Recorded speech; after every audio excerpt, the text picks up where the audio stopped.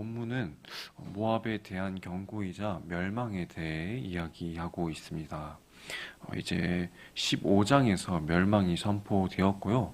오늘 읽은 본문 16장에서는 이제 모압이 교만의 대가로 멸망 직전에 이르게 되는 것입니다.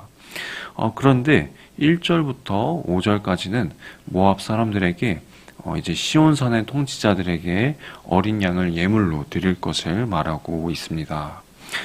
그런데 이것은요, 단순히 조공을 내놓으라는 어떤 협박이 아니라 하나님께서 세우신 다윗 왕조 아래로 피하라는 의미가 담겨 있습니다. 특히 5절에서 묘사된 다윗의 장막에는요, 인자함으로 왕위가 굳게 설 것이고 그 위에 앉을 자는 충실함으로 판결하며 정의와 공의를 행할 것을 말하고 있습니다. 그래서 이는 장차 오실 메시아의 통치를 암시하고요. 또 이방인을 포함해 자신의 통치 아래에 들어온 모든 이들에게 주님의 평안을 누리게 될 것을 말하고 있는 것입니다. 그래서 이제 6절에서 12절까지는요. 모압이 그들 스스로의 교만 때문에 멸망하게 되는 모습에 대해 이야기하고 있습니다. 모든 기쁨과 즐거움이 그 모압 땅에서 사라질 것이고 설령 희망을 찾아 산 땅에서 피곤하도록 봉사하고 기도해도 소용없으리라 라며 오직 구원은 하나님께 달려 있음을 말하고 있습니다. 그래서 여기까지가 본문 말씀의 이야기였는데요. 이 말씀을 통해서 하나님의 백성된 우리가 이 땅에서 갖춰야 할 두 가지 자세에 대해 말해주고 있습니다. 첫 번째 자세는 바로 하나님을 모르는 이들에게 주님께로 인도해야 된다는 것입니다. 3절과 4절에서 이렇게 쓰여 있죠.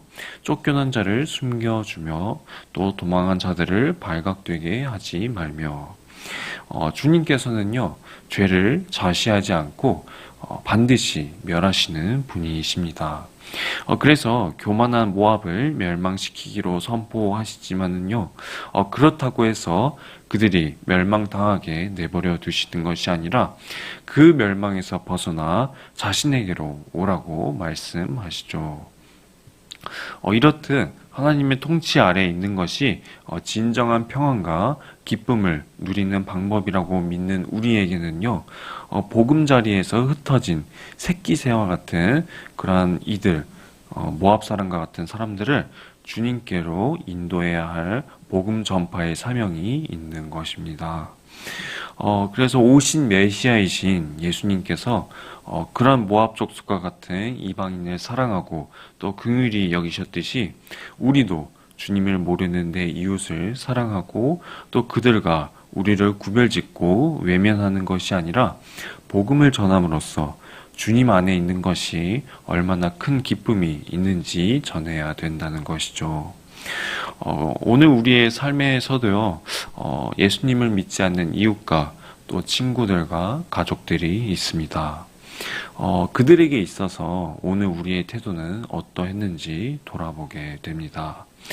그들이 세상에서 자신만의 삶의 의미를 찾아가려고 발버둥 칠 때 그들을 정죄하거나 내버려 두는 것이 아니라 주님께로 나아가 그분의 통치 안에 있게 하는 것이 얼마나 큰 기쁨이 있는지 우리가 알고 또 그 복음을 전함으로써 사랑으로 손 내밀어야 하는 것입니다. 그것이 바로 영혼 구원하며 제자 삼으라는 예수님의 말씀에 따르는 그리스도인인 것이죠. 그리고 두 번째로 이 땅에서 하나님의 백성된 우리가 갖춰야 할 모습은요, 바로 교만을 버리고 하나님을 따르는 모습입니다.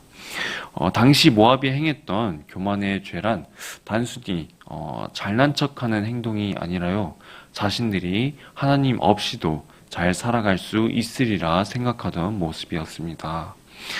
그들은 자신들이 가지고 있던 헤스본의 밭 그리고 신마의 포도원의 그런 풍요를 자랑하면서 이것들이 있으니 우리는 괜찮을 것이다.